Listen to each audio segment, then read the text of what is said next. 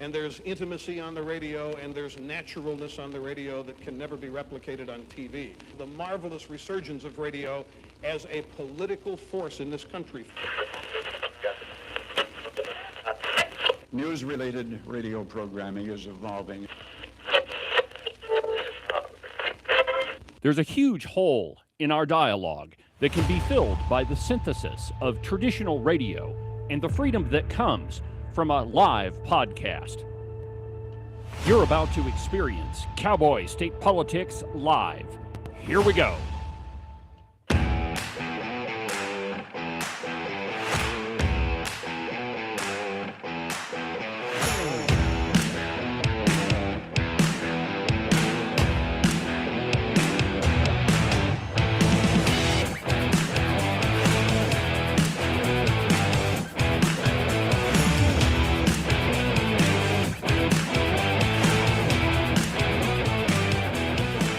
Good morning, my friends, and welcome to another fantastic installment from very high above all the puerile and insipid forms of Wyoming mainstream media. This is Cowboy State Politics.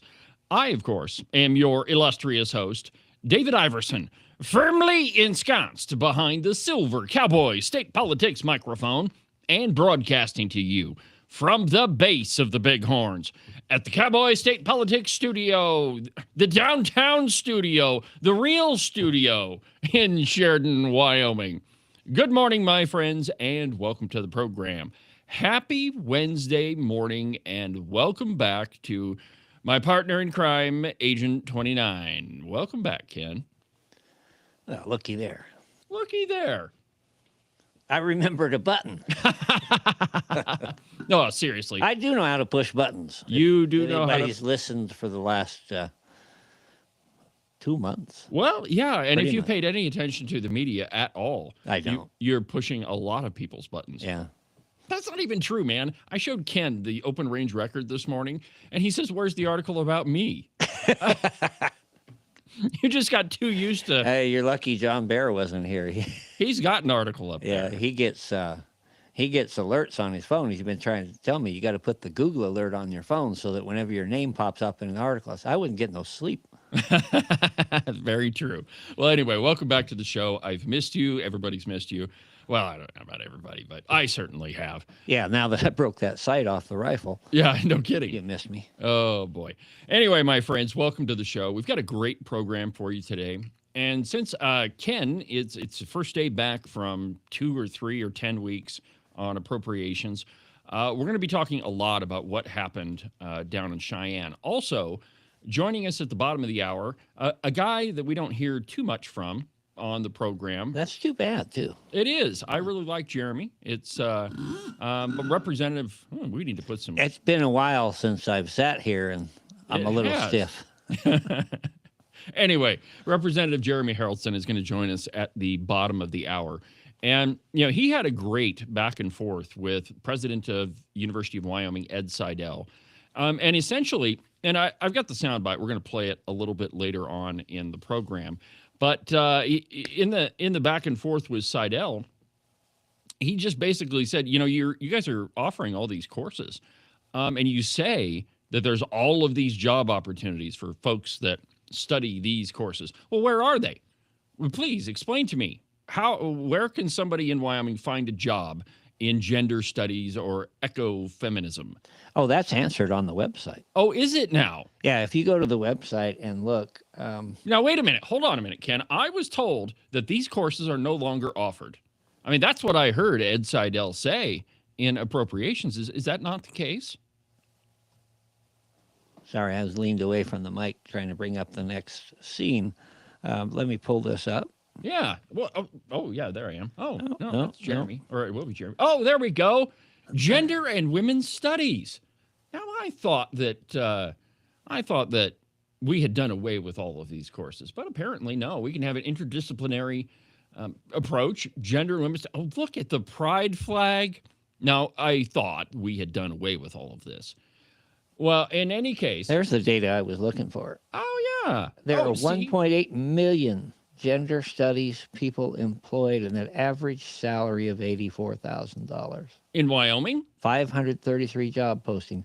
That is a great question, because if they're not in Wyoming, then we are looking at a brain drain pump. Of course, with the way these people's brains have been treated, That's get them not out true, of the Ken. state. I heard for like 2 weeks straight that their number one, everybody's number, the main question that we should be asking in all of this is, how do we keep kids in Wyoming? And that's what I heard. That's what Ed Seidel said his number one focus is. So there again, and we'll let Representative Harrelson answer this question, but where exactly are those job postings? So we've got that story, and there's a lot of good stuff in today's program, but we're going to begin with Cow Pie and Governor Moonbeam Gordon. He's got an op-ed out entitled, Wyoming is not Washington, D.C. And let me just give you the highlights here. And I guess I should set this up because I'm not exactly going to go through his entire op-ed because most of it is bullcrap. But there is an article that's going to be posted today on the Open Range Record that is entitled, Wyoming is not Washington, thank God. But it's a look at the actual numbers in the state of Wyoming. And this is a piece from an outlet that you're going to start hearing from a lot more on the Open Range Record. It's called Wyoming by the Numbers. And it's just periodically, we're just going to give you a deep dive into what numbers we've found with all of these, from what all these politicians say. So we're going to hit that one next. But let me begin with Mark Gordon. Here's what he says in the opening paragraphs. Barf. The making of another biennial budget is now in full swing, and many are asking questions about what our state budget should and should not do.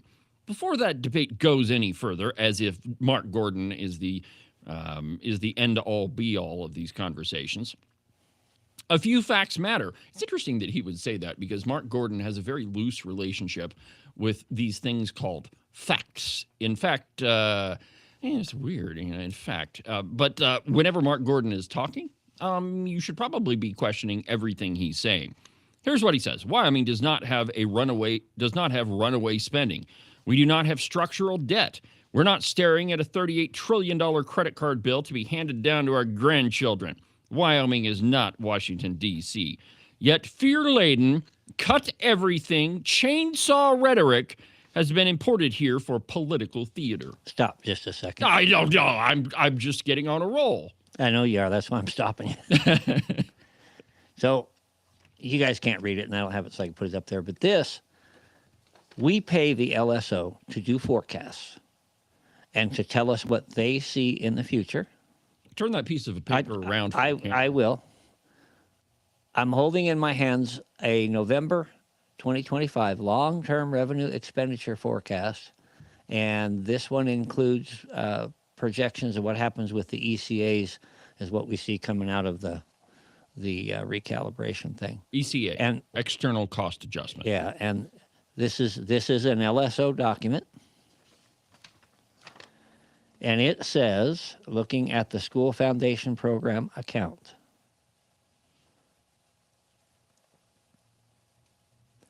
if things continue the way they are with the estimated ECAs in there, we are going to be at a shortfall, $487 million. No, I'm reading the wrong number.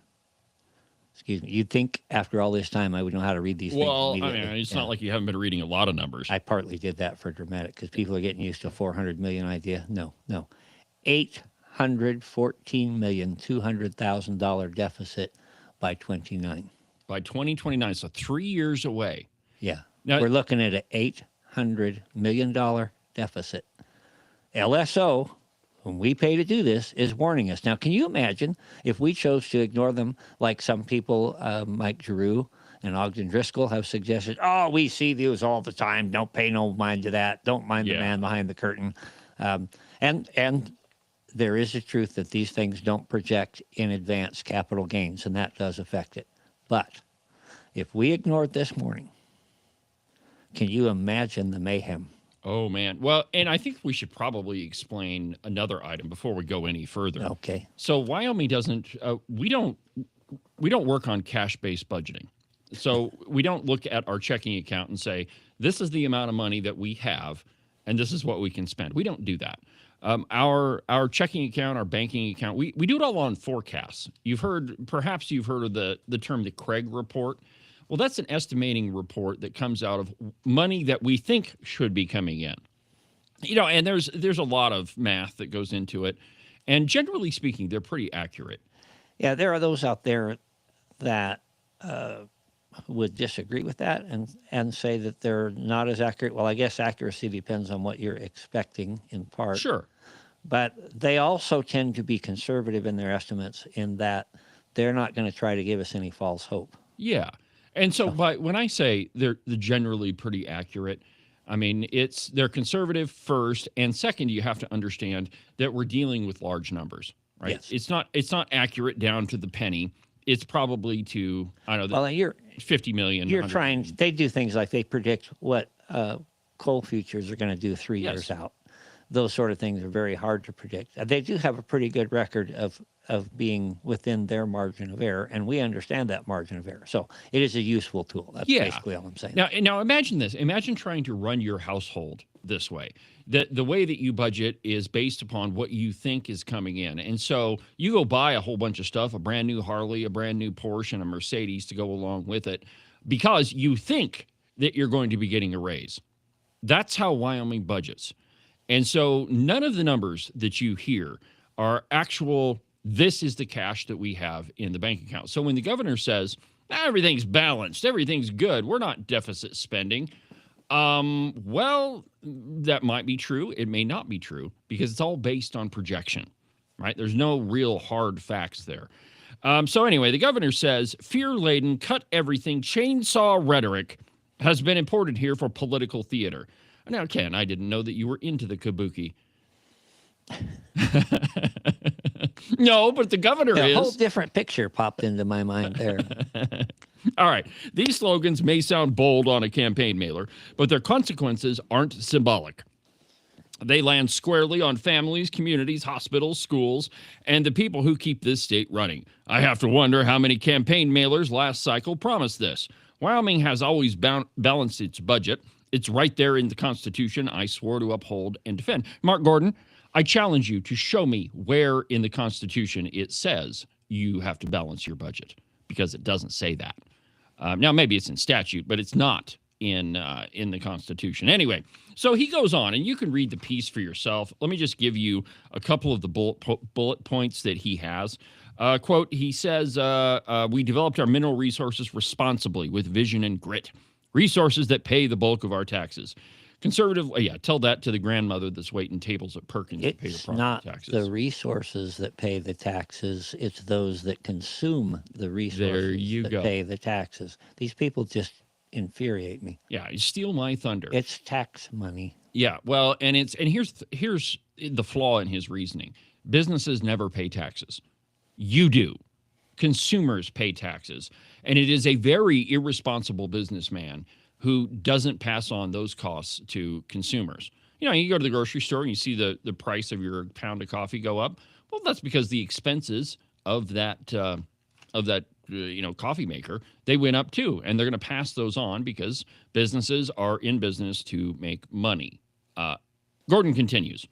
Conservative legislatures protected the public purse. Really, we're going to see in just a minute how unconservative the state of Wyoming is. And he says we saved through the good years so investment income could support us in the lean ones. That's not luck. That's discipline and wisdom. When revenues fell in the past, I cut the budgets, but never for show. Well, the truth is that the only time that Mark Gordon ever really cut the budget is when he had no other choice, when that money was just not coming in. Other than that, Governor Mark Gordon has increased the budget pretty exponentially over his tenure in office. In fact, if you look at his proposed budget for this year, and Ken, if I get these numbers wrong, please correct me. But his requested budget was about $11.5 billion. Now, it's actually more than what he spent last year when you adjust to inflation, because if you look at his budget calculating sheet, it shows you what we spent last year, which was around $11 billion. And then the next column says, what would it take? How much money would it take to do the exact same thing you did last year? Well, in that column, if you look at the governor's budget sheet, it says it would cost $9.5 billion. And so, wait a minute. This year, it would cost less to do the same thing we did last year. Okay. Then his proposed budget for this year is $11.5 billion. So really, what he's doing is increasing the amount of money that he's spending. But let's go to this piece from Wyoming by the Numbers by my pal, B. Alfred Marshall. Here's what he says. Governor Gordon came down on the legislature in the article below to try to trying to put a cap to the governor's exponential increase in spending since he took office in 2019. He says we need to protect our people and communities in Wyoming. But what he fails to tell you is that in his budget, since he took office, he has increased it 64% since the day he walked into that room. His surplus, that is, excess revenue, has increased $9.1 billion.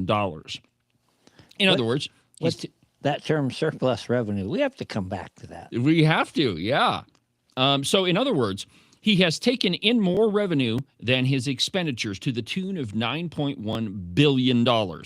He's taking more money from you than he needs to run the government to the tune of $9.1 billion. And then they put it into permanent savings where it can't be touched. Yes. And the idea is, well, that will in turn pay taxes for you, so you don't have to.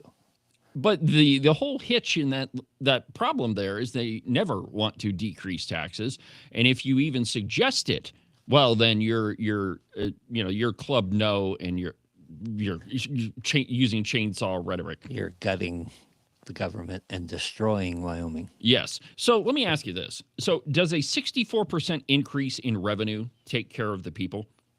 By revenue, of course, that's money they've stolen from you. Is that taking care of Wyoming citizens? Because, it's you and I that have to pay for all of this. Does a surplus in excess revenue of $9.1 billion under his leadership sound like he's taking care of you and Wyoming communities? He's taken more revenue from the people and communities and put it into his own personal state cash reserve. Now, his personal cash reserve is $34.6 billion. Increased another $11.5 billion, mainly from excess surplus during his leadership. But he graciously tells us he's going to give us $913 million over the next 2 years from that cash reserve. So $913 million is 1.3% return on his investment. But Wyoming's real inflation rate is 4.6%. So his rate of return on the money he's taken from you and put into permanent savings isn't even keeping up with inflation. Does any of that sound like he's taking care of it? I don't think state government is ever worried about the rate of return. No, they never are. Look at the Wyoming Business Council. Now, here's some hard numbers for you. Since the governor took office in 2019, his state budget has increased 64%. So that's $6.3 billion in fiscal year 2019 and $10.3 billion in fiscal year 2025. Now, how many Wyoming households have seen their incomes increase 64% since he took office? Anybody? Anybody? Nobody? Okay, well, here's another one. Roughly 40% of Wyoming citizens live on fixed incomes. How many of them have seen their fixed income increases 64% since the governor took office? Now, his surplus, minus the expenditures, is $9.1 billion. So that's $62,429 for every family of four. How many of you would like to have $62,429 back in your pocketbook to pay your employees or the mortgage or rent or food, or the list can go on and on? He has intentionally moved an additional $9.1 billion from his private sector into the state's savings account. Now, that's not to mention the 34.6 that he has in reserves. And so, I'm going to stop there because later on today, you'll be able to go read this article on the Open Range Record. But it's a deep dive into what the numbers actually say. And I can tell you, my friends, that what the governor is telling you in his op-ed is very different from the truth. And, and here's the other thing to keep in mind, that, liars use statistics and statistics lie. So you can take numbers and you can make them mean anything that you want. It's just a matter of if you're presenting them in the way that they're intended, or if you're twisting them around. Now, before we started the program, Agent 29, you mentioned that the numbers that you guys see are different than the numbers that you can see from our end. You have any idea why that is? Well, there's money that was budgeted and allocated for a certain thing, and then there's money that was actually spent, and they don't match. Mm-hmm. And it doesn't take much disparity over those where agencies or whatever are not spending everything they're allotted and yet continuing to ask for more. That's where that difference begins to build up. Mm-hmm. So whenever you're talking about these budgetary numbers, there's a couple of things that you have to remember. First, that we don't budget on a cash basis. So everything that you hear is based upon projections, that this is the amount of money that we think is going to be coming into the state. These are the expenses that we think that we're going to have. Very few of them are actually hard numbers. Now, I mean, there are some hard ones that we can figure out. So, for example, employee costs. That's probably, like in any business, your employees are the biggest expenditure. And so we know those costs. And, you know, there's a couple of agencies, and one of them I'm sure we'll probably get into, but they've created a certain number of jobs. And we can verify that because, you know, we're cutting the paychecks are being cut and those taxes are being paid. But the amount of money that it costs to create those jobs is the real question. And of course, I'm referring to the Wyoming Business Council. Now, yesterday, there was an eggs and issues thing at the Ramada here in Sheridan. And the entire room, I was put on by the Chamber of Commerce. And a big topic of the conversation was the Wyoming Business Council. And, you know, when the question was asked by Gail Simmons, how many people have benefited from the Wyoming Business Council, 60% of the room raised their hand. Well, that tells you who the audience is. That, to be fair, I'm not sure whether that was Gail or Dave. It could have been Dave that asked. The only reason I say Gail Simmons is because you like to say that. I do like to say that, and it's what her Facebook page says. Yeah, it could have been. When you're at the point of the spear and everybody else is pointing at you, you sometimes don't get everything perfectly. Well, and we're dealing with numbers there are so many swimming around. I just went through, 10 or so minutes of numbers, and, without reading them from the piece of paper, I probably couldn't make sense out of them. My point is that hardly anything that you're hearing from Mark Gordon or Kangaroo Mike Giroux or Ogden Driscoll really aligns with the facts. And the truth is, this state spends an extraordinary amount of money picking winners and losers and getting involved in things that government has no place in. What do you think, Ken? They also save a tremendous amount of money. And when you have, I guess I don't see anywhere in the Constitution where it's the responsibility of the state to accumulate and hoard massive wealth. I think that's absolutely wrong. Yeah, I think there's a problem with it, too, in that, people need to feel the burden of the taxation so they understand what we're paying for. If people had to pay directly, if you had to write a check, and I've got an analogy for that, but I think things would change rather rapidly because we don't directly feel where a lot of this money is being spent. No. And I should say two things. One, when an agency doesn't spend everything that it is allotted, there are some built-in reversions. And does that happen dollar for dollar? No, I don't believe so at all. Some of them are allowed to squirrel money away. There's a lot of spending that's not even on the budget, and we can get into that later. But you start throwing numbers out there, and people's eyes glaze over. Yeah, and that's the point. And I think that one of the reasons why people like Mark Gordon and Kangaroo Mike Giroux, and I mean, there's the list is long and distinguished. The reason why they throw numbers around is so that your eyes glaze over, and so that you don't pay attention to what's actually going on. Now, the truth is, my friends, that you should never be taxed more than is absolutely necessary. Calvin Coolidge called that legalized larceny. It is wrong to take money out of your and my pocketbook to pay taxes because we're told we have to tax you this amount of money so that we can do X, Y, and Z for you. You know, roads, police, fire. Those are the things that are always brought up when we talk about cutting taxes. Oh, we'll have to fire policemen. Oh, you won't. Your streets will be full of potholes. Those are the things that we're told. And so when we go pay our taxes, we say, all right, well, I guess we have to pay these because I like driving on nice flat roads. I really do. But in reality, you're being taxed way more than is absolutely necessary. And the best example of that is the Wyoming Department of Health. Like, there is nowhere in the Constitution, the U.S. Constitution, that says we need to take care of people cradle to grave, that we need to provide their health care for them. Now, the Wyoming Constitution does say necessary support for the poor, but we have taken that phrase and we've stretched it to such a point that we use it for everything. Well, you know, if you don't fund this, you know, this hospital here, which, by the way, I don't know why the government is funding hospitals, but you know, if you don't agree to vote on this, well, then these poor people are going to suffer. The truth is, the Department of Health is it the largest department that we spend money on, or is that education? Well, Department of Health is the largest single entity at about $3 billion for a biennium. We spend more on education, but we tend to look at education as various school districts around the state. So it's not really one agency per se.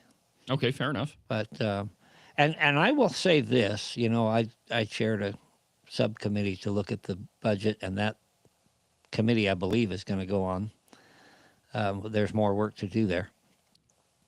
And most of our problems here are involved with federal regulations involving Medicaid. And so we're going to have to get our representative and senators in D.C. on board with helping fix things. Just one really quick example. There are several programs that are advertised as for the poor and the elderly. And yet, by federal regulation, we can't means test them. How do you know if they're poor? You don't. So there's no fences. It's kind of like our borders before Trump. Yeah. So, I mean, there are so many things that, you know, we're spending money on. Like, let me give you a great example. So there's a cosmetics company in Jackson. Now, they have a booming online business, and you can buy their products at Sephora. All over the country. All over the country. Now, I don't know what it takes to have products that you craft be sold in Sephora stores, but I imagine you have to have a pretty solid business plan and have to have a pretty booming business. Some of the ingredients they use are taken off of public lands as well. Oh, so we're stealing from taxpayers and making money off of it. Well, oh, that's fantastic. Here's the rub of it. You gave them $2 million. $2 million so that they can set up shop in Jackson when they already have a booming business. Yeah, you mentioned Calvin Coolidge and the idea of legalized theft. Apparently, from what I'm hearing from several people that are very pro Wyoming Business Council, legalized theft is okay if the return is good enough. So if we can return that 5 times over, then it's worth it. Yeah. So we'll steal it from you. Yeah. We'll decide who gets the benefits, who doesn't. And you should shut up because you're getting 5 or 6 times back in return. Yeah, just shut up, you know, go sit in the corner, let the big boys handle it. All right, well, we're going to take a quick break, and when we come back, we'll be joined by Representative Jeremy Haraldson, and we're going to let him and Ken go at it. I've got some great sound bites. You're going to love them. Here's what I want to know, Jeremy. Where can I find those 500 positions in ecofeminism and gender studies? We'll try to answer that question when we come back.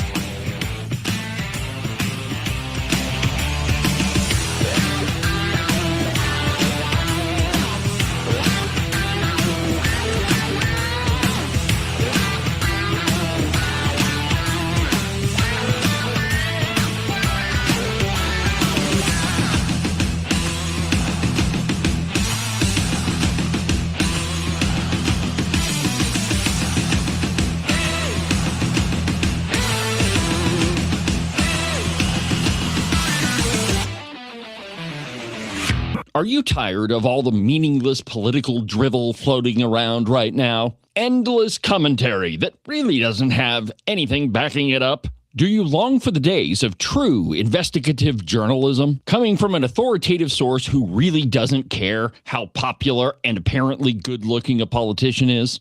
Fortunately for you, that's what I do on Cowboy State Politics. New episodes are published every Monday, Wednesday, and Saturday, and you can get them anywhere that you get your podcasts. iHeartRadio, iTunes, TuneIn, really any of them will work. But the easiest way is just to go to the website, cowboystatepolitics.com. There, you can find all of the shows, as well as any of the articles I might bring up during the course of the program. Cowboy State Politics Live, the program you're listening to right now, is broadcast every Tuesday through Friday, beginning at 8 a.m. Pay attention to all of that other block-headed nonsense if you want. Just make sure that you don't miss an episode of Cowboy State Politics. And now, back to our program.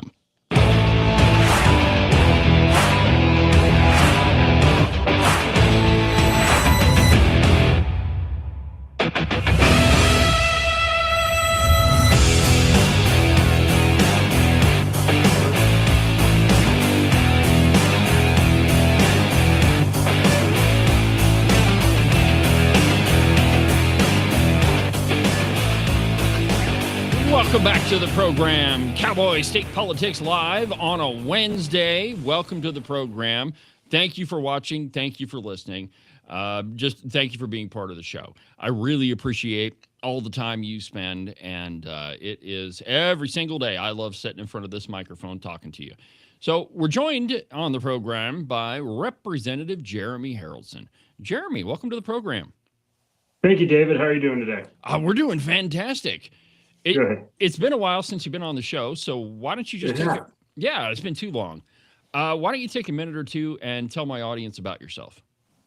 Absolutely. So, Jeremy Harrelson, I represent House District 4, which is sometimes hard to understand all the House districts. So I've got Platte County and the upper part of Laramie County down in the southeastern corner of the state. I'm also on the Appropriations Committee, which probably most of you guys are aware of. And then also I am Speaker Pro Tem of the Wyoming Legislature. So kind of carry a couple different hats. And the other side of that, in the non-legislative side, I help pastor a church, and then I own Old Glory Arms, a firearms company, and we build precision rifles and AR platforms. So kind of have my hands in a couple different things. But right now we're gearing up for legislation.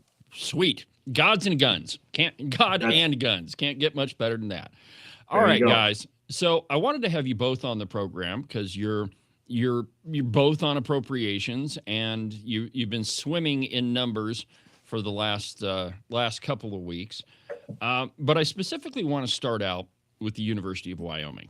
Oh, goody. Oh, goody. Now, I've got a soundbite. You guys were both here for this, but I think it's wonderfully funny. So, Ken, could you go ahead and play the soundbite, Ken and his classes? Take a listen to this, and then I'll let you guys go off on it. I got to find it here. There it is. There you go. This is from the website on the Hobbs School. And I thought perhaps I would seek an undergraduate minor in sustainability. I wish you would, yes. And if I were to do so, I would be required to take 9 credit hours of Foundations in Sustainability, and then another class in Campus Sustainability. And then I would have my choice of the following: Here we go. social justice in the 21st century, Social justice. environmental ethics, Yeah. global justice, Global justice. environmental justice, Wow, I love that one. environmental sociology, Ooh, yeah. What is food, environmental health, sociology? and justice. Diversity and justice in natural resources. You have to have your diversity in perhaps natural my favorite. resources. Ecofeminism. Oh, yeah. Ecofeminism. There's After a I good got through with that, I would be treated to such other courses as global climate governance and diversity and justice in natural resources. I'm just wondering why these courses aren't offered in Gillette. offer the courses. In All right, gentlemen. So, yeah, all those courses that you could take. Jeremy, what's the point here?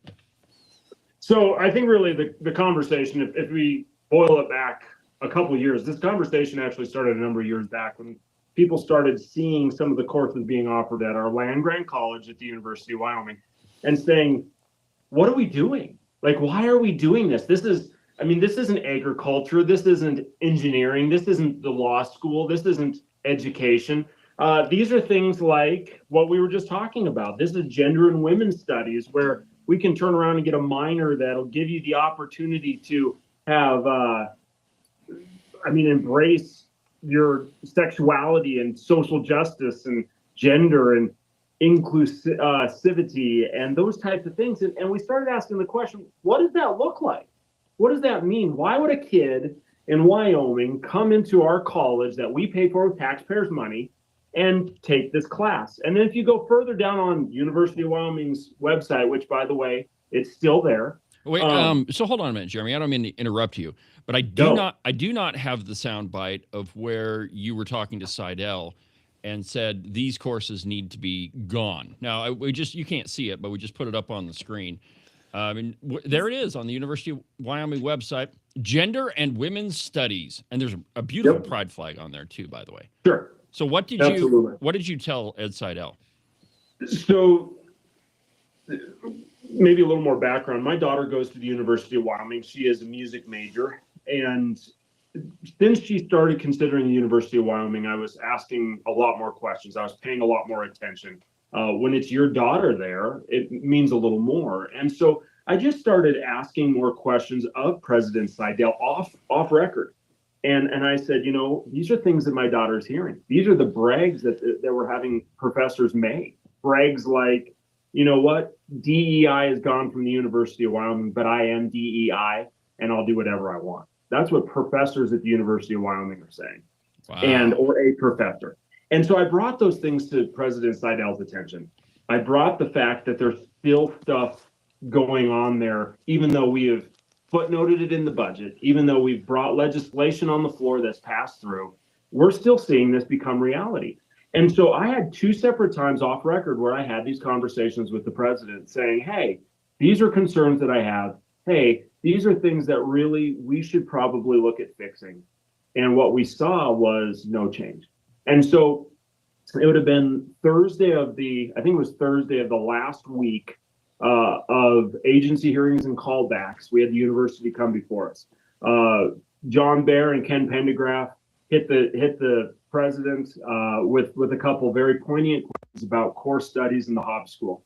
And then from there we went, and I wasn't going to confront this because I thought it had already been taken care of because I'd already addressed it. And then I pull it up on the webpage and there it is still. In the committee meeting. In the committee meeting, yep. So what I pulled up was a simple search of gender studies at the University of Wyoming. And I found this gender and women's studies undergraduate minor course. And in there, this undergraduate, this is an opportunity for the UW Gender and Women's Study minor, empower students to explore big ideas like gender, sexuality, social justice in an inclusive, interdisciplinary environment. Whether you're interested in feminism or queer theory, right? Whatever our program equips you with the tools and support you need to make transformational changes in your own community. If you're planning a career in social justice, law, or business, you'll build critical thinking and leadership skills that apply to any field. And then it goes down, and like you said, there's that gay pride flag, and it talks about that feminism and queer analyzing and preparing students to examine and address complex social issues, sexuality, and who they are. And I saw this and I couldn't, it was one of those things where frankly, I got mad because I'd already addressed this in a off-bar conversation where I didn't want to bring the university through the mud. And the reality is they don't care what we say as the legislature. They want to teach what they want to teach. And so in that, I said, hey, here it is. And in that moment, President Seidel says, oh, that's not happening. They just must not have updated our webpage. And they updated it that night. All those courses, I shouldn't say all, many of those courses that I mentioned disappeared overnight. but Yeah. not gender The next, studies. the next morning it was Not back gender up there. studies. Yeah, they just appeared on the site I was looking at, and they moved. They migrated. But anyway, I'll let you get back at it, Jeremy. You're doing a great job. No. And so my frustration is if it truly was the fact you're not updating your webpage, we have thousands of different things on our webpage and stuff. I got a little testy with them and said, you know what, every mom and pop down the street can get their webpage updated. This is inexcusable. There's no excuse for this. And then I made the comment, I said, when I look at this on Monday morning, I better not find it. Oops, it's there. It's still there. And the reason it's still there is because it isn't something that isn't happening. It's something that's happening. And really, I think for the listeners, for all of us in Wyoming, we need to ask the question, are you okay with your taxpayers' money going to fund things like gender studies? And some people might be like, oh, we need kids to have well-rounded educations. And I agree. I have no problem with kids being exposed to controversial issues and being given the opportunity to have critical thinking. But there's a big difference between being exposed to it and being indoctrinated with it. Yes. And that's the difference. So this is from a little bit earlier on in the appropriations meeting, but I believe it was Chairman John Baer asking Ed Seidel about all of these courses. And Ken, go ahead and play. And this is Ed Seidel's answer to all of this ecofeminism, global climate justice stuff about it. And I want you to listen very carefully to what he says, because it tells you, it gives you the reason why those courses are still on the website. Go ahead and play the one that says Seidel and Ecofem Answer. Mr. Chair, Mr. Co-Chair, I believe that the help school is a very strong component of the university, and I believe it is also responding to the times. And so as Professor Stolinger mentioned, the particular course that was mentioned has been canceled, so that's not part of the offering right now. And the directions of the school are very much in supporting Wyoming, and the J. Kemmerer Worth Institute's a new program that started just a few years ago as an example of that.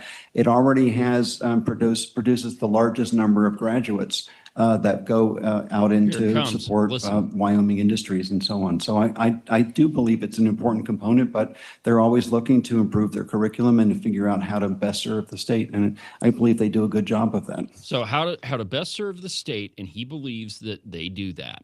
Now, first, Jeremy, can you hear those sound bites or? I cannot, no. Oh, okay. All right. Well, sorry about that. I'm glad to hear that earlier, that we were actually listening to a soundbite and not having a technical difficulty. Yeah. Yeah. We're Well, good there. Yeah. you know, it's been a while since we've been in this studio. Thanks, Ken. Yeah.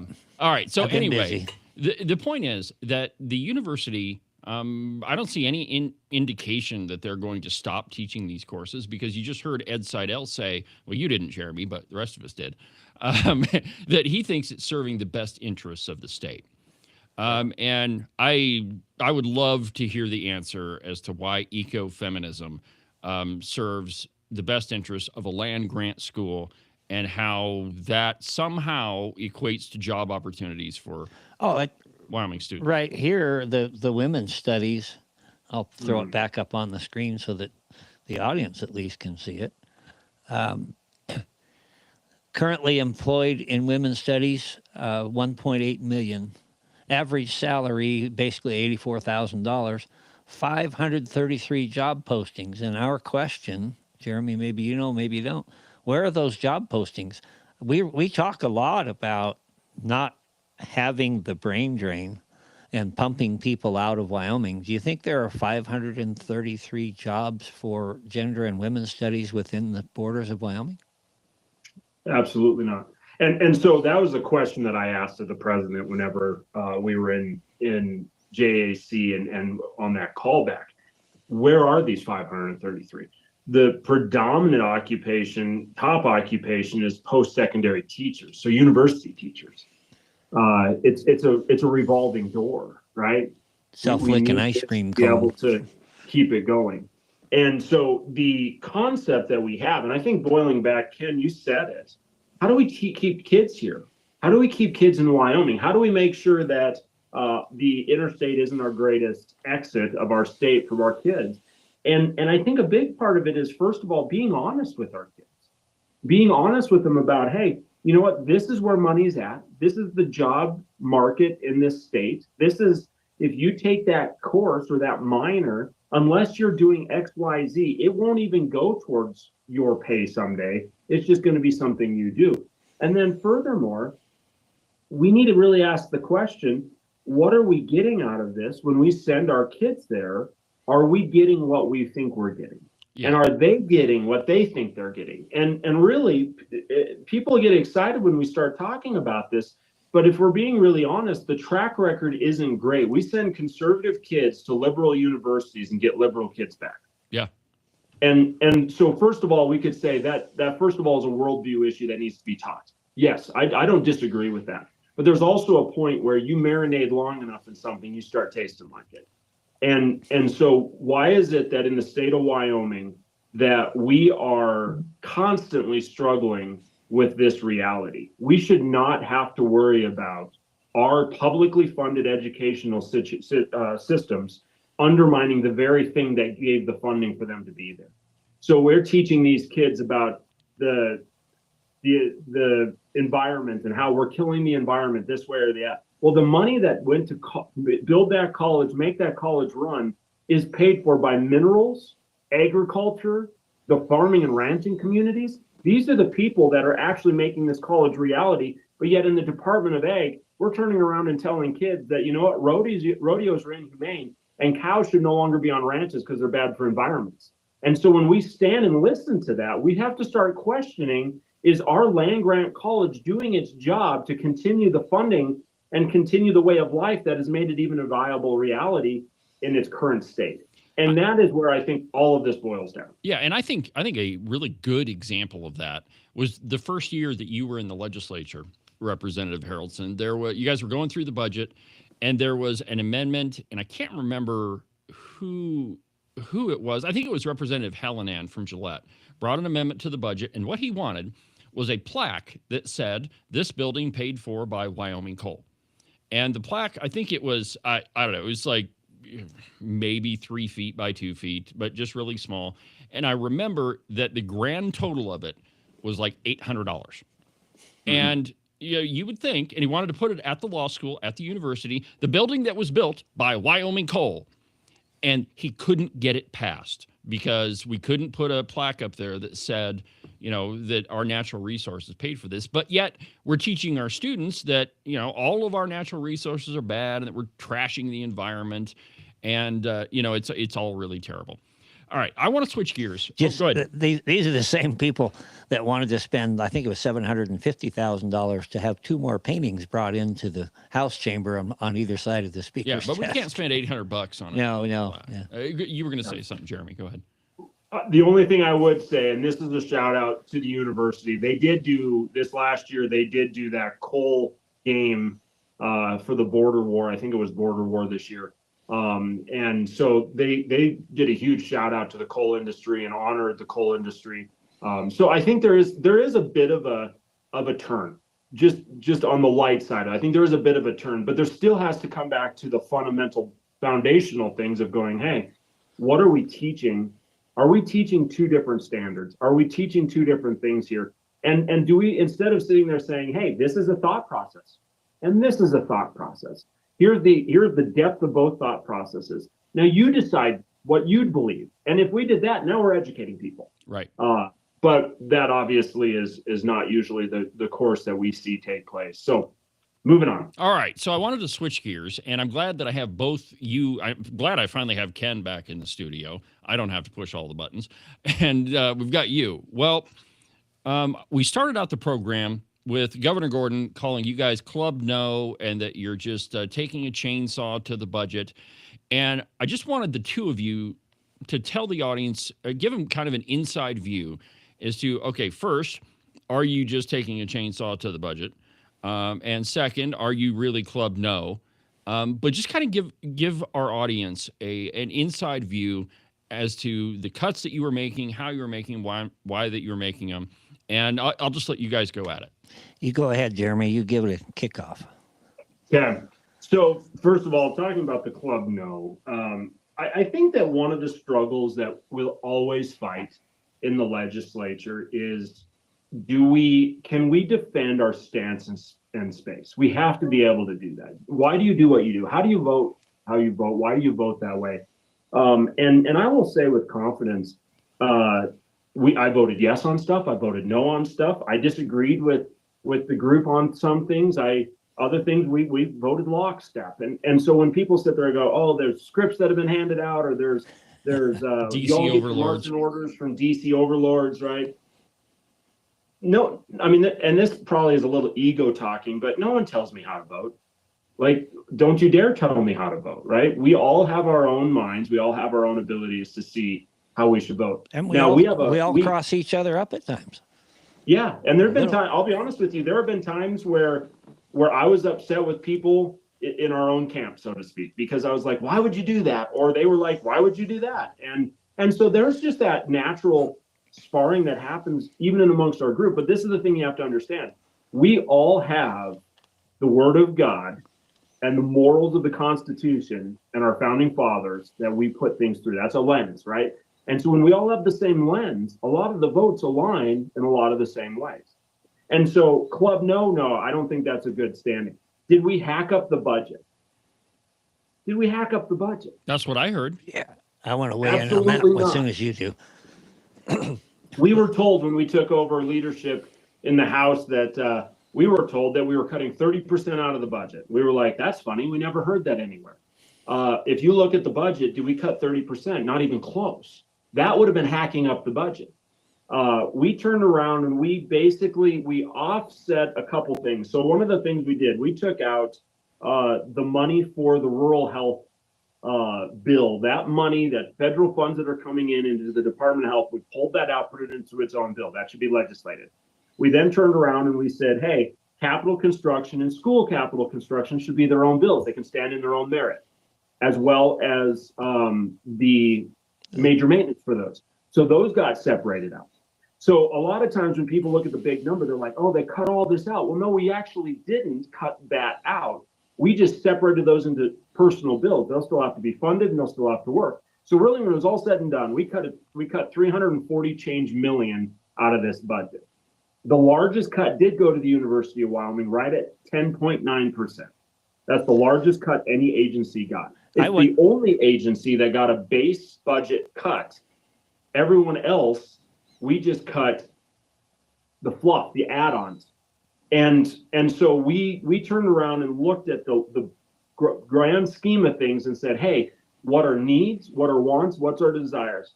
And we turned around and we funded things like DD waiver, taking care of those people in our communities that are the most vulnerable. We turned around and we funded our highway patrolmen with pay increases and our snowplow drivers with pay increases. And we did a pay increase for the nurses down at the state hospital as we're looking at kind of a pilot model there. So a lot of people are like, you're heartless. It's just hack and slash. It's the Club No, all these things.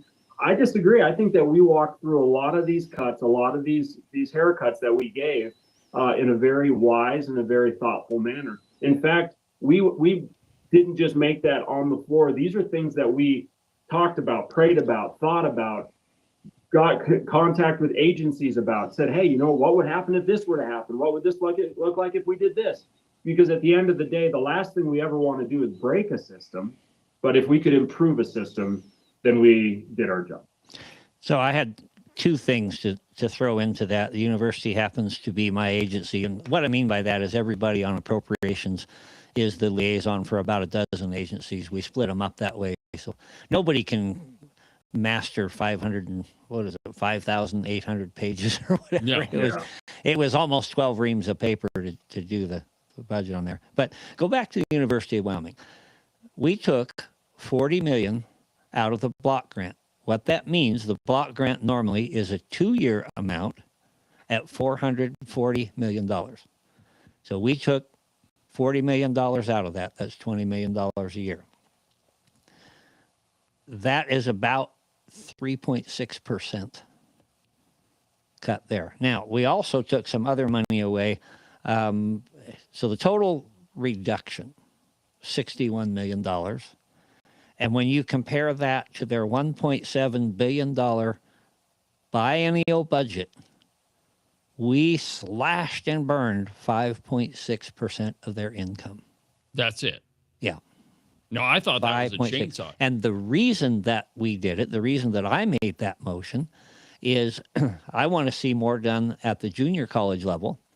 If you think about it for a second, if you take somebody who's living in their community and you want to be able to educate them and have them be employed in their communities, the community colleges are doing a good job of trying to meet the needs of the area that they're in. They go to a community college, they go through CTE program or whatever, they're much more likely to stay within the bounds of Wyoming. They're still staying at home. Right. Whereas if you uproot them and you send them to Laramie, they're already gone from home. And now they're exposed to all kinds of things from all over the world. Which I don't. And- okay, so hold on yeah, just a second. good I don't point. think that that's necessarily a bad thing. Like Jeremy, you were saying that, hey, if we just give kids a perspective, hey, this person says this other person disagrees with them, and they have a different point of view. Now, you make up your own mind. I think that's a good thing. I mean, the goal of a school is to teach kids how to think, not to teach them what to think, which is, in large part, that's what we're doing at the University of Wyoming. And Ken, I think you bring up a great point about community colleges. We spend, like you said, $1.6 billion every 2 years at the University of Wyoming. And 1.7. 1.7, excuse me. I see my eyes are glazing over at the Yeah. numbers too, but we don't spend near that much at our community colleges. And I went to Sheridan College first. I think when you have a smaller school, you have smaller class sizes, your teachers are more accessible, and you're generally in a smaller environment. I just think it's a much better education.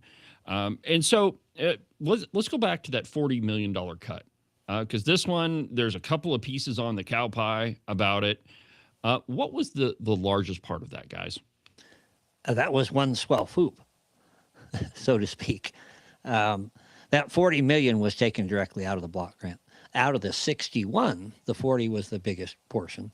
And we took some money away that they traditionally use for fundraising for matching funds. That was and- what is and it, a couple 12.5 million or 20 million or whatever 20 it was? million. I believe that's pretty accurate. I don't have the thing in front of me. It was 12 and a half. And then the other was the funding for the athletics, Yes, that was 6 million.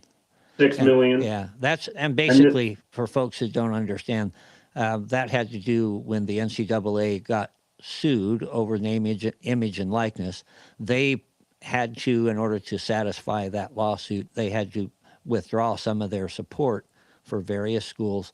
And now the university is saying, well, if they're going to pull their support, then you guys have to make it up. Yeah. Yeah. We said no. And so that was not base budget. The only base budget item was the 40 million. And it came out kind of a blanket across everything except for the Department of Ag and the Department of Education. Yeah, we did exclude those colleges from cuts because they're land grant. Well, one of the biggest parts, and you guys correct me if I'm wrong here, but a big chunk of that, wasn't that Wyoming PBS? That would have been the rest to make us up to the 61. So the Wyoming PBS was $3 million. They asked for, we didn't touch their base budget. Their base budget's intact. But we did not fund their request for new equipment, nor did we fund their request for the basically the change out for the lost federal funds. So they were asking for what they were getting in federal funds that were taken out by the Trump administration. They wanted us to cover that amount since they were no longer getting their federal funds. And we declined on that. So that right there is what gets us up into that 61 change million range. Right. Well, and here's why I bring this up. One, I kind of work in the media, and so it's interesting to me. But second, there's a piece in the cow pie, and it's let me see if I got it here. There's one comment by Bob Beck, who is he's NPR. Yeah, he's NPR. Statewide NPR. He's the Wyoming PBS guru or NPR guru. Let me see if I can find it here. But he says the question is, and it's always been this in my mind, if Wyoming PBS is so great and they produce such great programming and it's invaluable and we have to fund it at the state level, why can't they compete in the free market? And the response from Bob Beck is, and I'm having trouble finding it, but basically he says, well, it's not fair. to make us compete in the free market. So talk to me a little bit about your view of Wyoming PBS. I mean, why'd you vote that way? Just give me your thought process around it, and we'll start with Jeremy. Yeah, I think anytime we look at the government sector playing in a place where the private sector plays, we have to start asking the question, why are we doing it? What is the purpose and what is the plan? Is it needed? Is it something that has validity? I mean, those are just questions that pop into my head right away. And so you just start going through and you fill the boxes. One of the things that we've seen with this is kind of a disconnect from people in the communities actually even being involved in listening to it. I have not heard that. I've asked and not seen that. Another thing that I just kind of helped me make that decision is the fact that I really am a huge fan of, on a fairly regular basis, shaking up the snow globe to see what lands out. And I think that we're really bad about, and this might go into a talking point we do later on in the show, I'm not sure, but we're really bad about saying Wyoming Business Council has to be here because it has been for 29 years or 27 years. We have to do this. Mm. Well, why do we have to do it? Why do we continue to have to do it? There are things we have to do. Don't disagree at all. Law enforcement has to be there. We have to continue to fund law enforcement. Roads and bridges and right-of-ways, we got to take care of those, right? K through 12 education, constitutionally mandated. We got to take care of that. We got to be in that sector. Public radio? Do we? Should we? Did we cut base budget? No, we left their base budget. If it's something that is so important to the people, it can be privately funded beyond that. If people really want this to be something they can saddle up and make it reality. If it's something that dies, maybe it was not something that we needed all along. And those are the questions. And people might be like, well, that's heartless. I don't think it's heartless. I think this is wise legislating and wise governance. Yeah, it is reality. I mean, there isn't a big market for stable boys now, nor is there a big market for carriage drivers. I think it's a deeper issue even than that. And it goes back to the very foundations of this country where we had freedom of the press. Why did we have freedom of the press? Because we didn't want government to unduly oppress what is getting out there. They being PBS, NPR, all of the publicly funded media, they are not allowed to advertise. They're not allowed to stand on their own, apparently. That puts them at a disadvantage, and with the shekels, go the shekels, or whatever that is. Yeah. So, but the point is, you want that separation because the press is supposed to be a check and balance on government. And when government is funding the press, that falls apart, and you've got Pravda. But, you're not supposed to say that. Yeah. Now I happen to know a little bit about starting a media company because I just started one, and I can tell you how much work goes into it. I was sitting on the couch last night with the lovely Christine, and she said, and she's I'm getting on her last nerve with this whole media company thing. But she said, now, honey, tell me how many... she started the business too. Yeah, well, she did. I didn't throw that out there, though. The whole salon thing, that's kind of off limits. Smart guy. Anyway, yes, thank you. So the question was, honey, how many hours have you spent working on this? And I said, well, geez, I don't know. I can tell you how much computing time it took, and it was over 350 hours. Now, the Wyoming Public Radio, or NPR, like you said, Jeremy, they're getting $3 million of their base budget. Do you have any idea what I could do with $3 million? Holy crap. It wouldn't be that I have to wait and figure out how to program my Apple app. It would already be done. I would have already paid somebody to do it. I wouldn't have to wait. I wouldn't have to stay up late at night posting articles and helping edit them because I would pay somebody to do all that for me. And so in a minute, we're going to go to a break, but I found that quotation from Wyoming Public Radio. Let me just read this to you. It's from the Cowboy. Pendergraph, see, there you are in the media again, Ken. Shocking. Suggested that public media outlets should be able to stand on their own without public funding. Quote, if public media outlets are as good as they say they are, they can stand alone in the free market, he told the Cowboy State Daily, and they should. Bob Beck, who served as Wyoming Public Radio's news director for over 3 decades, said asking public media to compete in the free market is like comparing apples to oranges. It's not a level playing field. And that is the point, that it is not a level playing field when you have government money going to media. All right, we're going to take a break, and when we come back, we're going to take Jeremy up on the Wyoming Business Council. We'll do it in just a second.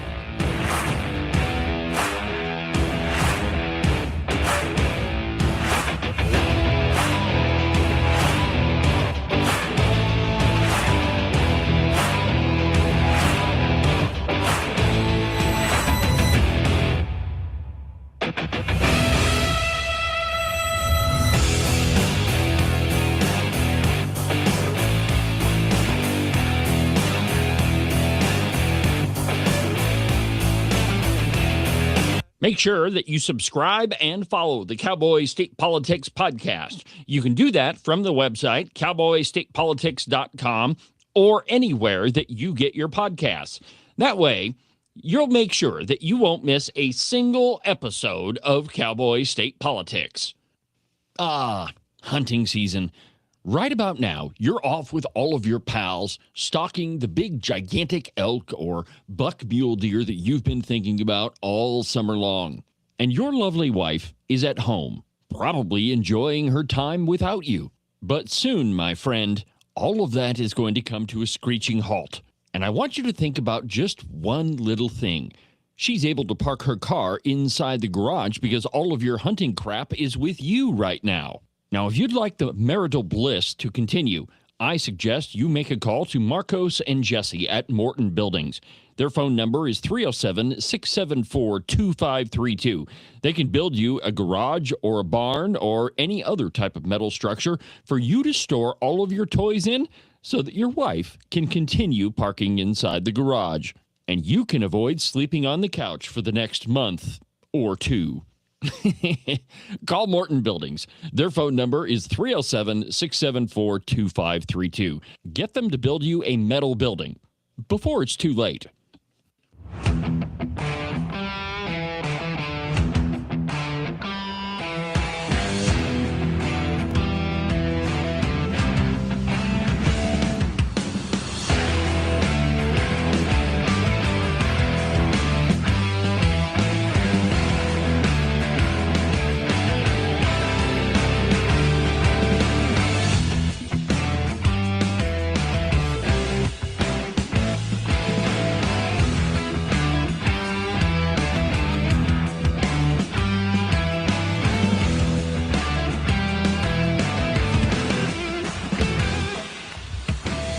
Welcome back to the program, Cowboy State Politics Live. I'm your host, David Iverson, documented to be almost always right 99% of the time. And if you've paid any attention to any of the Cowboy articles we've been talking about today, well, I don't really pay too much attention to that, which is why we're so much better than they are. So, Jeremy, did you know that you, my friend, and all of your pals on Appropriations are Neanderthals? Did you know that?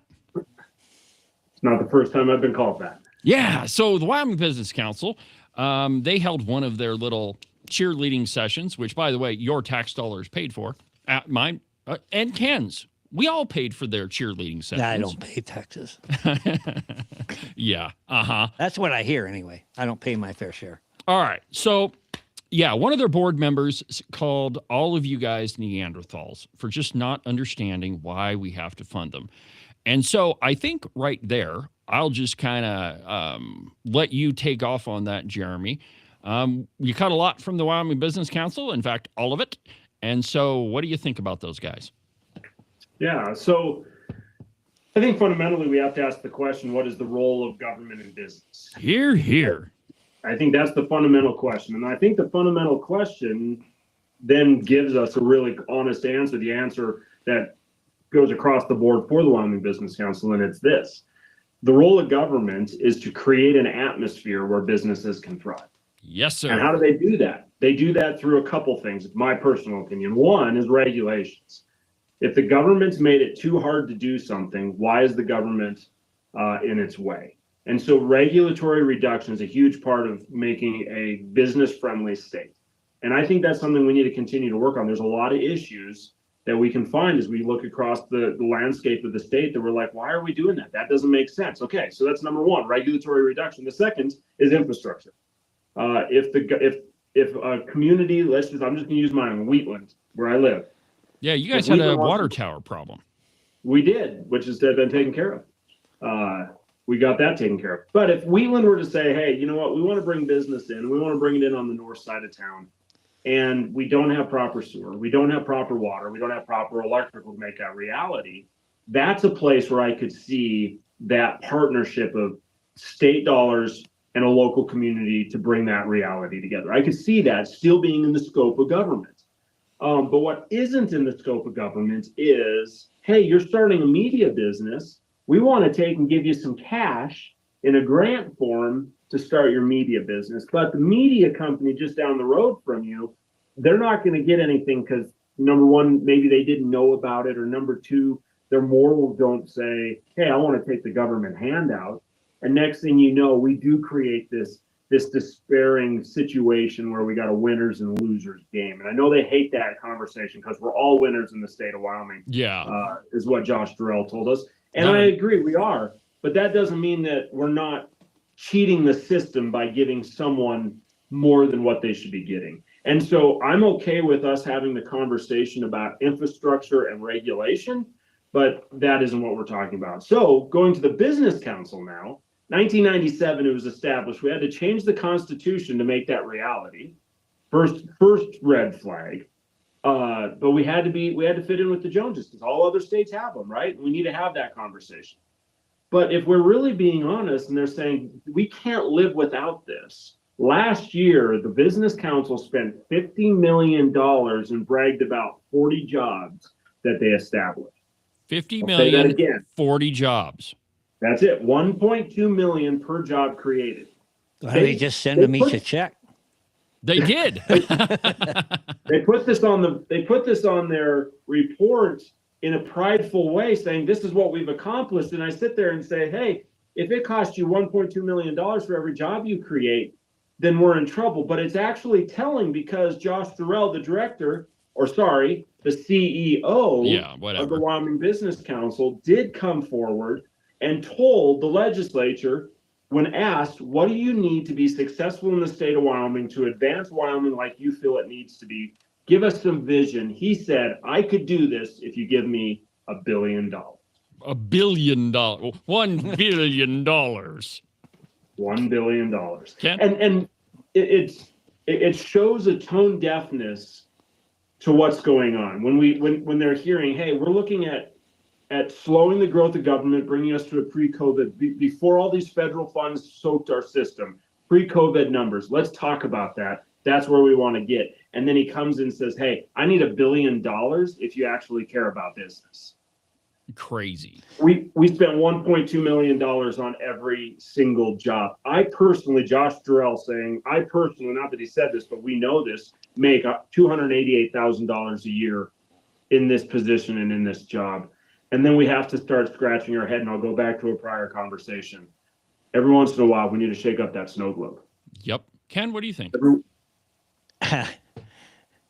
I want you to picture in your mind's eye a gentleman in a nice suit walking down the street on a summer day through a residential neighborhood. Okay. And he sees a family out on the lawn, and mom's playing with the kids, and dad's sitting up on the porch doing whatever dads do. And he goes and strikes up a conversation, and he finds out that they're having difficulty paying the rent. So he reaches into his wallet and he hands him $500 and says, yeah, here, you can pay your rent now. And he goes on down the street and he sees a couple other families, and for whatever reason, he passes them by, stops at another family, and what's the deal here? In the conversation, he finds out that they're having trouble making ends meet, can't do groceries. So he hands them a couple of $100 to buy yourself some groceries. Look at the wonderful things this gentleman is doing. That's just terrific. But you go up and you ask them, say, where did I get that money?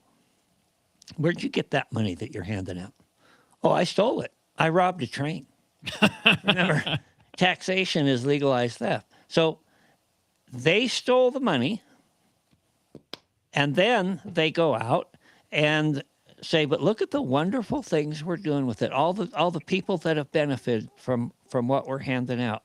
And on top of that, they say, and because they're doing so well, that money circulates through the economy over and over and over, and it comes back to the people. So essentially, it's okay to steal from me, give to whomever you select, and that's another thing that we got Josh to admit, right? We don't just write checks. We're very picky about who we give money to. Oh, so you do pick winners and losers. Yeah, you do pick winners and losers.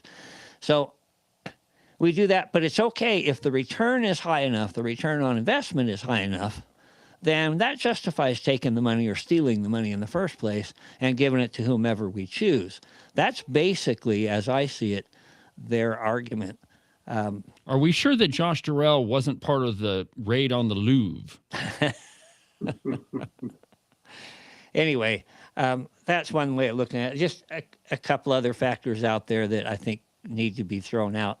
Back in 2021, when the CARES Act money was out there, they gave out $13 million to individuals and businesses that did not deserve it, did not qualify for it, and then they had to go try to claw it back. They gave several $1 million in grants to a berry farm in Laramie, which promptly went bankrupt, and all that was lost. They gave millions of... $20 million to a berry farm. Was it 20 million? Wait a minute. So hold on just a second. So $20 million to a berry farm in Laramie. At 7,000 feet in elevation. At 7,220 feet. And nobody asked the question, hey, how are you going to grow berries at 7,200 feet? Did anybody ask that question?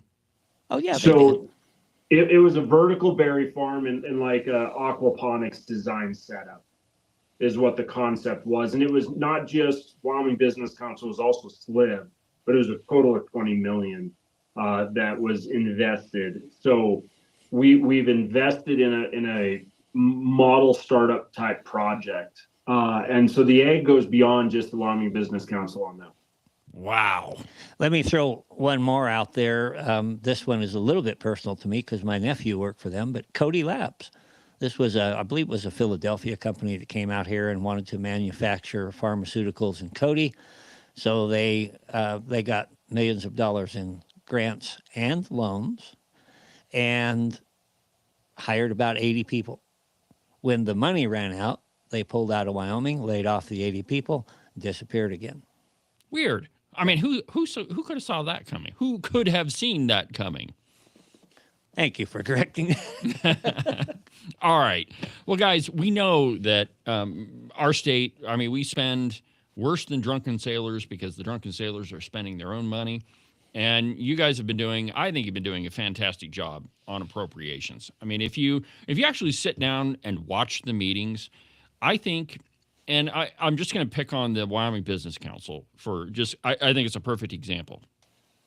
Those are the types of conversations that we have to have and that I don't think we've had before. And that is, and what I mean by that is having the philosophic discussion of what the proper role of government is. I mean, there were several exchanges between, the two of you and Josh Durrell, and just getting people to answer. All right, so what should government be doing? And I don't think that we ask that question. And I mean, I've sat through a lot of committee meetings and a lot of legislative sessions, and I don't think that I've ever seen a conversation quite like that. But I mean, those are important because it gives you a grand view of where you're going. There was a conversation. I'll certainly let Jeremy chime in here, but we wrote a bill just as we were leaving about what to do about the Wyoming Business Council. And there were several functions that were transferred to other agencies. Oh, yeah. Jamie, if you want to. Yeah, go ahead, Jeremy. If you want to weigh in on that, go ahead. Yeah. So everyone says you're just cutting it and it's going to be no more. And then that's not the case. I think one of the things you have to understand is the Wyoming Business Council, first of all, 40 employees. And so the bleeding heart says, oh, you're going to lay 40 people off. I don't like seeing people get laid off it more than anyone else. And I understand this has direct effect on people's lives. I fully understand that. But on the flip side, we laid 80 people off in Cody when the money ran out, and we don't talk about those. That didn't even blip on the news, right? Right. But we've got 200 different voices talking about this one. So what about the people? Okay, furthermore, those were never legislatively appropriated positions. We never gave direction to give those positions. This was supposed to be something small, kind of a fledgling. It was AWACS. It was like they knew these were not permanent positions. These are not FTEs. And so as we were disassembling the machine, the monster, how many people know that one thing that government's always good at doing is growing beyond its boundaries, right? It's kind of like cancer or bindweed. It'll just keep growing if you give it water and or nutrients, and that's what's going on here. So as we looked at that doesn't mean there aren't things that it does well. That doesn't mean there aren't things that need to continue. But the question is, why not use that which already exists? We have the SLID board, elected officials.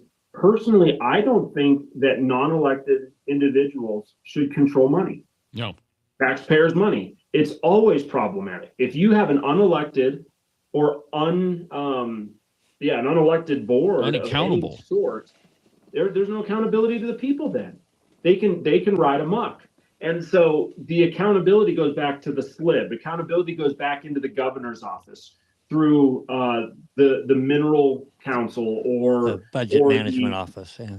Yep, there you go. The grants program through the governor's office or the SLIB, whatever it may be, we have at that point vehicles in play to continue moving forward with the different aspects of the business council. And I personally believe if this sticks and goes through the session, that we then have to be very honest with ourselves and go, okay, what do we need to do? What funds do we need to give to SLIB to take care of infrastructure in communities? What do we need to do with regulations to take care of them? Because really regulations were not something that the business council were overarchingly taking care of. And so I think that these are all questions that need to move forward, because at the end of the day, our goal isn't just to hack something. Our goal is to actually bring about sustainable change that makes Wyoming a better place. But guys, isn't there already another agency that pretty much does the same thing as the Wyoming Business Council? Well, we effectively split it between three, and Jeremy mentioned a couple. There's a grants management office, which is part of the budget department under the direction of the governor, and they handle grants and loans and that sort of thing. There is the Wyoming Energy Authority that can do some of these things, and there's the SLIB board itself, and we've kind of pushed one or two tasks over them. There's also another thing that came out in testimony, because one of the things, and Jeremy mentioned it earlier when he talked about being able to have a project to bring in water and sewer and things like that. We already have Water 1, Water 2, Water 3. We have a commission that oversees those things, that manages those programs all across the state. And I asked that commission and I asked Josh both if they were working together on some of these projects. Of course and not. the answer was they never worked together. So Yeah. we're replicating efforts there, and that makes it inefficient. And there's one other aspect. I'm an NFL fan. Sorry about Bo Nix, man. Oh, that kind of broke my heart. That sucks, but we got faith in Jared. But anyway, when you have a coach come in there, he brings in his own coach and his own people, and they have a particular culture that they bring to a club. And when you decide you got to change the direction, you need to take that coach and that culture out of the mix. There's a lot of people say, well, why don't we just keep the Wyoming Business Council but reform it? That won't work, because these people have worked together for a long time. They've developed a culture. They've developed a strategy. This is how they think things should be done. And it's not working. In fact, it's got a lot of issues with it. We've mentioned a couple. And so we need to take that out of the mix and basically start over.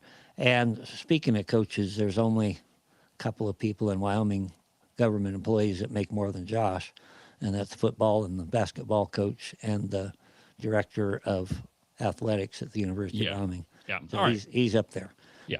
So anyway, I mean, Josh Terrell, just to kind of round out that conversation, Jeremy's right. He makes $288,000 a year, and his paycheck every month, I wish this was my paycheck, $24,000 a month. So, I mean, we need to take a hard look at it. All right, I've got a couple of minutes left, and Jeremy, I got you in the hot seat, so I may as well just ask you the question. It's election time. What are you doing? So currently Speaker Pro Tem. Looking at the depth chart in the House, we desperately need to maintain as much of the knowledge and experience that's in that House. And so right now, Lord willing, I'll run 2 more years for sure in the House. And if we hold our numbers and maintain the ability, I'll step into the majority floor leader's position. All right. And we'll continue to help support the House moving it forward. All right. Well, Jeremy, I appreciate your time. Didn't really intend to keep you all hour, but appreciate it. If people want to get a hold of you, how do they do that? 307-331-2310. Shoot me a text. That's my personal cell. As long as I'm a legislator, that'll be how you get a hold of me. You can hit me up on my jeremy.haraldson@wyoleg.gov email. Or hit me up on Facebook, any one of those ways you can find me. Would love to have conversations and continue the conversation that we're having today. All right. Well, I appreciate your time, Representative Haraldson. And as always, you're welcome anytime you like on the program. When we come back, we're going to take a quick break, and then I've got a couple of stories I want to finish up with.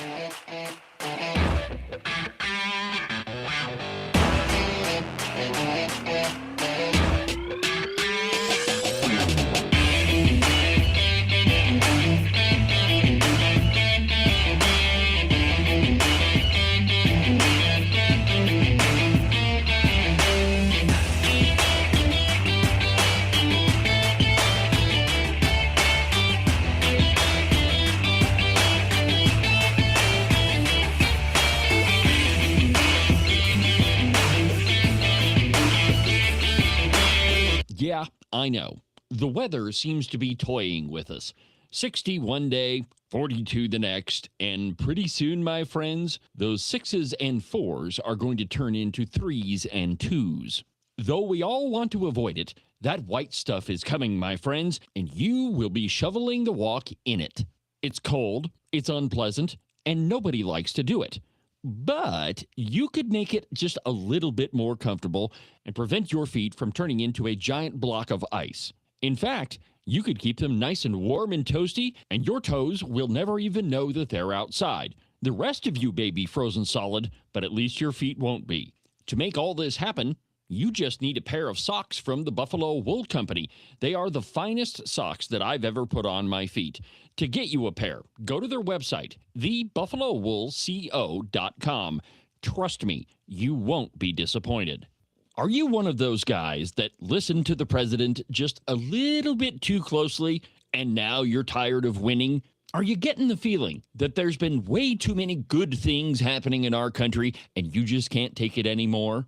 Well, if you are, and you think you should follow Rosie O'Donnell's example and get the heck out of Dodge, you need to call Rebecca Bextel at eXp Realty.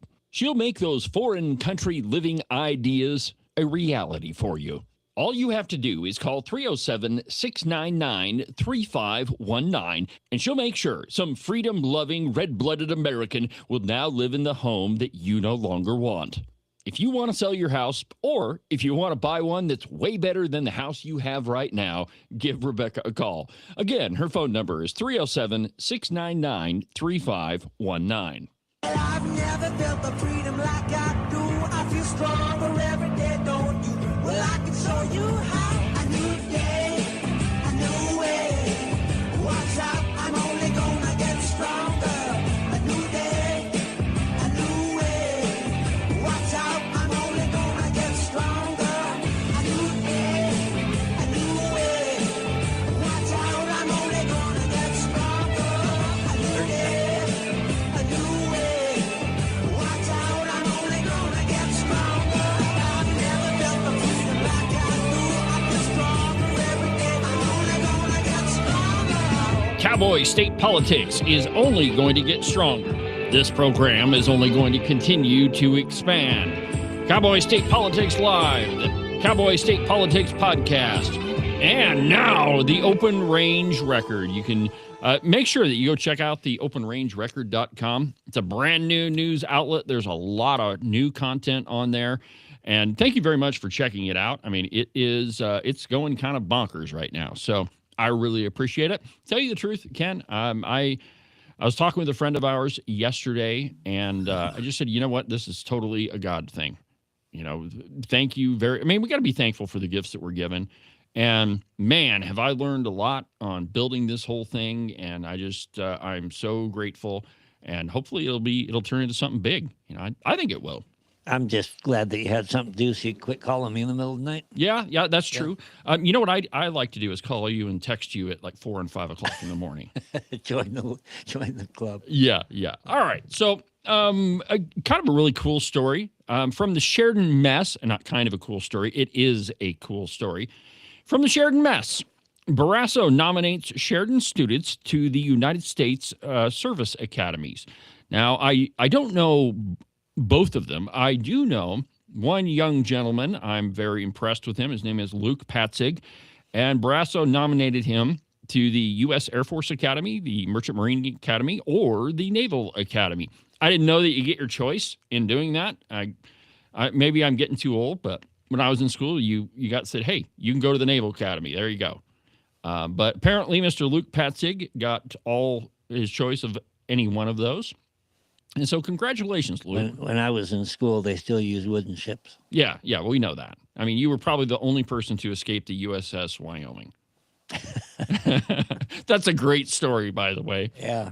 I mean, a bunch of ranchers got together, and they built a ship out of pine.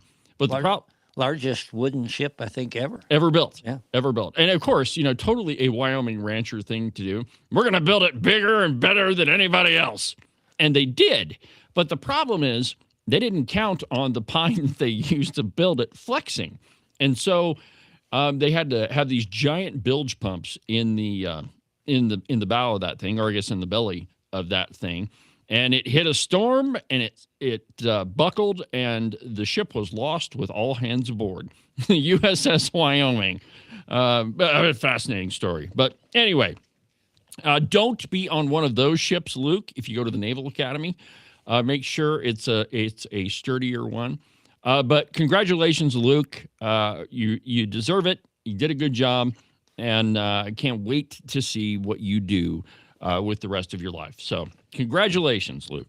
All right. Now, this next one, has been percolating for quite a long time. It would appear that the city council in Cheyenne thinks that it can enter your home without a court order, that they can use what they're calling an administrative warrant, or an inspection warrant, rather.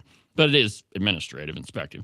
So this is from the Wyoming Turkey Vulture, a piece entitled, "This is Textbook Overreach. Cheyenne Council Blasted Over Inspection Warrants." And let me just read you the opening paragraphs here.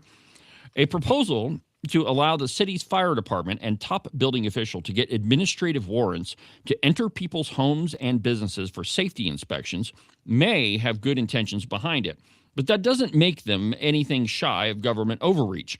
Nearly 24 residents told the Cheyenne City Council on Monday. The council got an earful for about 2 hours from locals against the warrant, saying they're unconstitutional, they're unwelcome, and in a stand-your-ground state like Wyoming, probably not a good idea. Quote, "We can twist the law, twist these things to make them legal, but at the end of the day, this is textbook government overreach," said our pal, Eggsy Brown, who I have no doubt will be running against Landon Brown in the next election. Good intentions do not make good policy. It's the give an inch, take a mile style of governing, Brown said. If some officials are given the ability to get warrants to enter people's homes, where does it stop? Here's the problem. Nobody on the city council in Cheyenne is a judge. The city cannot go get a judicial warrant without law enforcement getting involved. And now this is different because, and let me just explain what I mean here.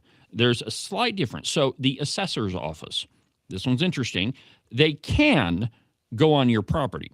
So, you know, if your house hasn't been assessed or whatever, the county assessor can show up and say, look, we need to measure your property so we can tax you appropriately. The difference here is you can tell them, no, you don't get to come in my home. Which, by the way, if you've thinking about making that decision, that's usually a bad idea, because most of the time, and because what they'll do is they'll just measure it from the outside and they'll make all sorts of assumptions, and generally speaking, all of those end up costing you more. But the point here is you can still tell them, no, you don't get to come in my home. Well, with these inspection warrants, the city of Cheyenne is claiming that buildings can have, they might be dangerous. There might be a fire hazard. And so we can come in and inspect your property. Well, this flies in the face of everything that we know and understand about private property rights. That's your property. Now, you have to pay taxes, and there are codes that you have to follow. But still, nobody gets to enter your home without a warrant. It's plainly written in our founding documents. It's plainly written in the Constitution. It's the Fourth Amendment, no unreasonable searches and seizures. And yet the city council has decided in Sheridan that they can do this. This is, I often tell you that you are far more likely to lose your liberty at the local level than you are at the county level, or certainly at the state level, and definitely at the federal level. Most infringements of your liberty come from people who, get elected to the city council and they just decide they're going to do what they want. You end up getting statutes or ordinances that are ridiculous. There was one proposed in Sheridan to try to tell Sheridan residents how long their dog's toenails could be. As you can imagine, that one got defeated. There was also another ordinance proposed to make sure you had to shave your dog, give your dog a haircut. That one, too, was defeated. But this one in Cheyenne needs to be defeated as well. This is classic government intrusion into your personal liberties, claiming that they have the ability to enter your personal property without your permission. They can just enter because they claim that it's going to be, your house could be a fire hazard. Now, let's just talk for a second about where this could go. So let's say law enforcement thinks that you're doing something wrong. Now, perhaps you're involved in some illicit activity, you're trafficking in guns or narcotics or whatever, and they just assume that. Why could they not go to the fire marshal and say, I think that house is a fire hazard, and you need to go check it out? And the fire marshal goes into your house and finds that maybe you are in possession of stolen goods, or maybe you aren't. But the problem with government is the potential for abuse. Now, maybe the intentions behind this thing are pure, but you have to look at the unintended consequences. Anytime you give government any rope at all, they will stretch it to the nth degree. And Ken, you can, when you're writing legislation, and just give our listeners just kind of your insight into this, but when you're crafting legislation, how careful are you to try to fill all the loopholes, and why is that important? That's a tough question, because you when you go to write legislation, especially something that you're kind of passionate about, you're really focused on getting that accomplished. Yeah. And you don't always think about the unintended consequences. And that's one of the cool things about how this works, is you have to convince 92 other legislators, and they all have different viewpoints, and they all have a different mind, and those minds work together, and they will often bring up those objections or what ifs, and sometimes it'll kind of set you back on your heels. The answer to that is, before you bring it to the floor, you go out and you share it with as many different people, especially people that don't agree with you. Yes. And prepare yourself for what those arguments are and what some unintended consequences might be. And even then, mistakes get made. And then, if I may editorialize just for a second. No, not on this program. We don't editorialize at all. Or the courts might intervene and decide they can write law themselves. I got a story about that in the stack of stuff. So let me give you a classic example that is kind of disconnected from this particular story. There was a concern a couple of sessions ago that you had board members who were in charge of public money but had never received any sort of training as to what the law said, audits that were required, policies you had to follow. And so a bill was passed in the legislature to say, look, if you're going to be on one of these boards, you have to have a little bit of training. And I think that that's probably a good idea if you're entrusted with the taking care of public dollars. You should know the law, and you should know what you can and what you can't do. You should know what barriers you have to have in place to prevent things like embezzlement and all those things. Well, what started out as a good idea ended up being changed by, and I can't remember the department it was, but anyway, the department that was tasked to set these whole things up, what started out as a little bit of training ended up being 8 hours of training. And they wouldn't do it during the weekend, and they wouldn't do it after hours. And so you had unelected people who were not getting paid to sit on a board, having to take time off of work and spend 8 hours listening to government gobbledygook. And so the unintended consequence was, well, the bill didn't say, hey, it's 2 hours of training, or it's 1 hour of training, or it's 3 hours. It just left it open-ended. And then the folks tasked with setting the whole thing up stretched it to 8 hours. So what do you suppose is going to happen with this stupid ordinance in Cheyenne that the fire marshal can enter your property with an inspection warrant? Do you think that might get abused a little bit? Do you think that some enterprising detective or police officer is not going to say, you know what? I've been looking at this guy for a while, and you guys can get an inspection warrant. Why don't you go in there and tell me what he's doing? When I was in there, I saw 3 ARs and four boxes of ammo. This guy is hoarding. Yes. He's preparing something. The potential for abuse here is gigantic. And if there is an avenue for abuse, it will be taken. And that's why we have to have guardrails on the laws that we pass. As Ken said, that's why you have 93 people that have to look over something to see if we catch all of those loopholes. And even then, after all of those 93 brains look at something, even then, it's probably more like 74 or 5. Well, I wasn't talking about the efficiency of those brains. I was just saying, they happen to exist. But the classic example of that, or a classic example of that, is the training bill that I talked about. It went through 93 different people. They all voted on it. It went through the governor's office. He signed it, and nobody caught that there was a potential for abuse. Now, when you look at this inspection warrant business, you tell me, what do you think the potential for abuse is? That you open an avenue for somebody's Fourth Amendment rights to be absolutely trampled on. You don't think some cop that maybe is going to bend, and I'm not saying the cops are bad. I'm not saying they intentionally do this. I'm saying that if there is an avenue to violate somebody's personal property rights, it will be taken. You will trample on somebody's constitutional rights. And this deal down in Cheyenne, whomever came up with it, as well-intentioned as they were or are, you need to run them out in the next election, because if you do it once, you're going to do it a whole bunch of times. And this thing is absolutely horrible. Now, update to this, however. So another piece from the Turkey Vulture. Council committee votes to recommend postponing the administrative inspection warrants decision, probably because they saw the pitchforks and torches outside. And I quote, following last week's public outrage at the Cheyenne City Council meeting over the council's proposed administrative inspection warrants, members of the council's Public Service Committee voted Tuesday to recommend postponing a final decision for 2 weeks. The ordinance, which came before the committee on third reading, aims to let city officials apply for administrative inspection warrants, but they've postponed it. And let me see here. If I read this morning, I think that they're going to, yeah, okay. So they postponed it for, where does it say? Anywhere, I can't see it. Anyway, you have some breathing room on this one, but all that means is you have another opportunity today to go to City Hall and make your voice be heard, because if you don't, they will trample on your rights.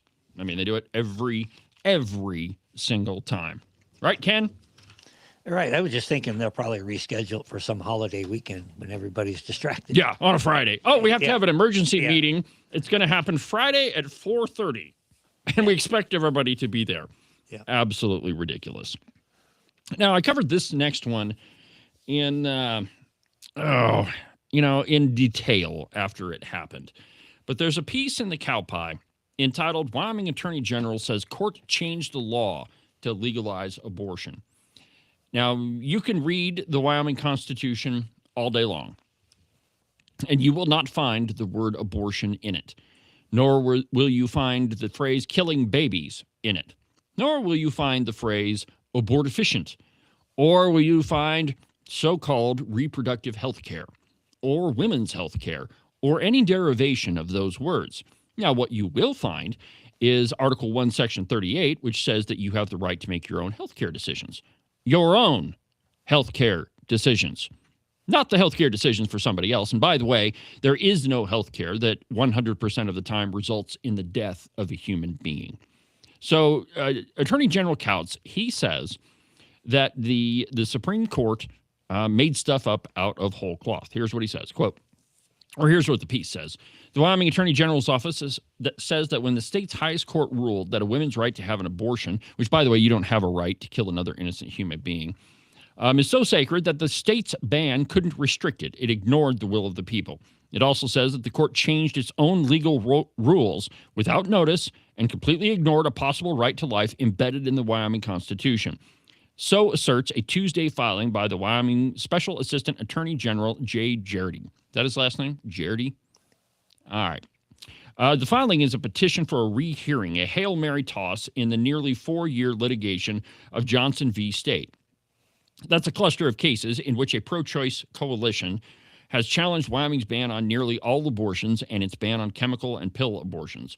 January 6th, the Wyoming Supreme Court declared that women in Wyoming have a fundamental health care right to have an abortion, more fundamental than their right against unreasonable searches and seizures. Think about that.